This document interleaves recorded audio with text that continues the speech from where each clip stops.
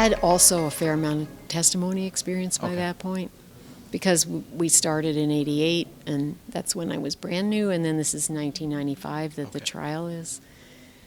So, and I also knew the two attorneys who were doing the DNA evidence, and one was Rock Harmon, and one was Woody Clark.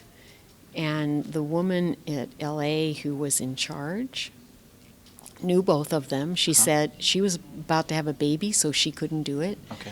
And she said, well, this is what I'm going to do. She said, who do you want to work with?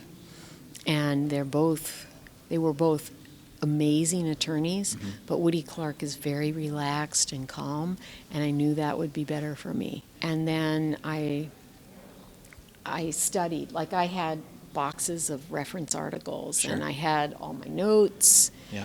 So I had weeks to sort of put that together. I shipped out a couple boxes to the hotel.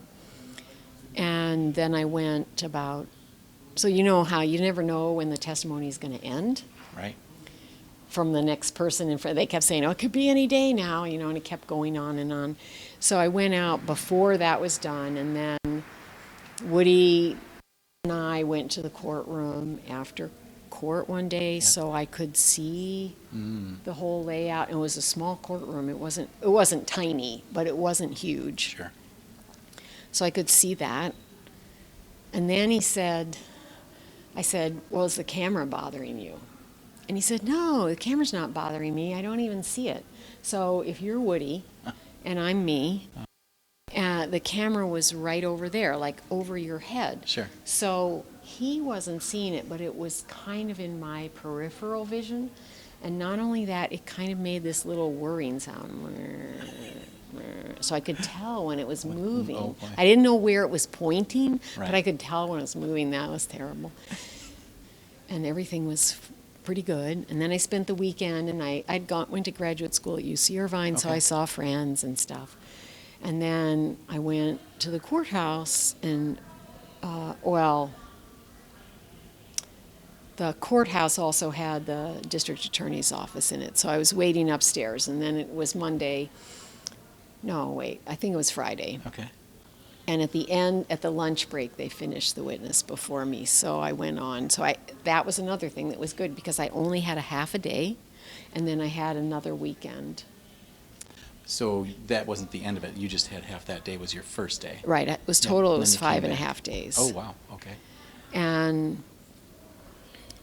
But on that day, so I testified, right? And then some investigator said, okay, I'm going to take you back to the hotel. Yeah. Took me back to the hotel. The hotel, if I think about it, maybe I'll remember the name of the hotel. But anyway, the hotel had those kind of elevators that go up on the side of the building and you could see out. So I go through the hotel, I check in, and I get in the elevator, because I was already checked in, but I had to get the key or something, I don't know. And I get in the elevator. There are a couple other people in the elevator. I'm like, okay. We get in the elevator, we're going up. I'm on the 40-something floor. Yeah. And I'm just hanging out, looking at the people in the elevator. And there's a guy in the elevator, and he looks at me and he goes, you're the DNA lady. Oh. And I'm like, Yes. oh, shit. Who was he? I don't know. Some guy in the elevator. But he knew who I was. As the DNA lady already. Wow. So I knew. So I basically only went to the courthouse. Okay. And then there was, the hotel didn't have a gym, but there was some kind of Y that they contracted with across the street. So I would go over there. Yeah. And then I had on gym clothes and different attire, so people didn't kind of. But for a year, people recognized me. I'm sure. Yeah. And it's funny because you think, oh, how fun, it must be wonderful to be a movie star or whatever you think about, or a politician or whatever. But it's not, because your privacy is gone. Like I'm in the grocery. I was in the grocery. I was buying chicken or something. I don't know. And somebody comes up and says, oh, don't you need a little OJ? Oh, my. I mean, so nobody was not nice. Right. Everybody was nice. Yeah. But it's very disconcerting, it turns out, to have people come up to you and they know something about you, right. but you don't recognize them. Right. And so, you go through the, like, is this okay? What should I say to this person? And you don't want to be unfriendly because that doesn't seem nice. Right. But it's weird. Yeah. So I kind of learned how to say hello and then exit. So when you were up there on the stand, what was the toughest question that anyone asked you? Like, what was the hardest question Do for you to you really answer? think I can remember that after all this time? Maybe that one that just had you shaken a little bit. You're like, oh, I can't believe they asked me that. Or were you just No.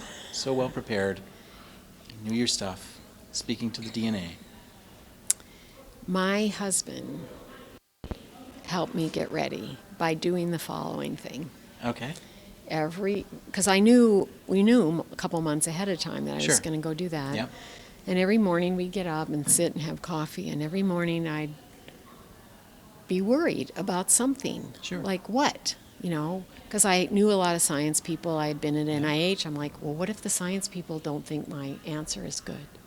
Or what if my hair doesn't look good that day? Or, The tough all anything you can imagine Yeah. worrying about. Yeah. I imagined those things. And, kind of towards the end of the conversation, after I talked about what I was worried about, he'd look at me and he'd say, well, what's your job? And I'd say, well, my job is to speak to the evidence. I'm going to explain what the evidence means and what it doesn't mean. And he'd look at me and he'd say, well, that's what you're going to do. And so I think with all those conversations in that nice, safe environment of being at home, I was able to let go of those things Sure. and just focus.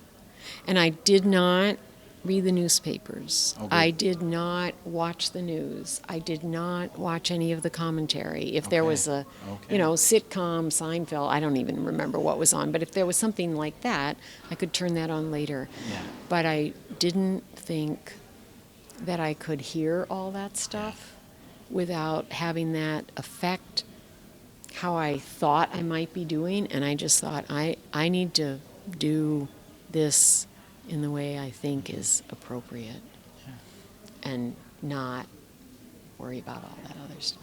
That's right. Well, So that's what I awesome. did.